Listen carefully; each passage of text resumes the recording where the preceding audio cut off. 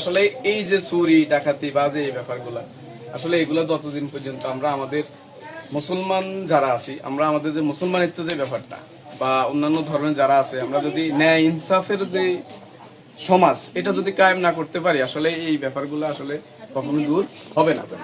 কারণ আমাদের সমাজে চুরি হয় দুইটা কারণে, একটা হচ্ছে স্বভাব আর একটা হচ্ছে অভাব। ঠিক আছে, এখন যারা স্বভাব তাদের জন্য আইনি সঠিক ব্যবস্থা নেওয়া, আর যারা অভাবী আসলে তার সেই কি অভাবের কারণে সে চুরি করতেছে তার ওই সমস্যাগুলো আমাদের সমাধান করা। এখন এটা করতে হলে আমাদেরকে অবশ্যই ন্যায় এবং ইনসাফ কায়েম করতে হবে, আর এটার জন্য আমাদেরকে এমন প্রতিনিধি এই সমাজে প্রতিষ্ঠিত করতে হবে যারা আসলে ন্যায় ইনসাফ কায়েম করতে চায়, তাহলে আমাদের এই সমাজে এই সমস্যাগুলো সমাধান হবে। তার আগে আসলে মানব রচিত যে আইন আছে এই আইন দিয়ে আসলে কখনো সম্ভব না।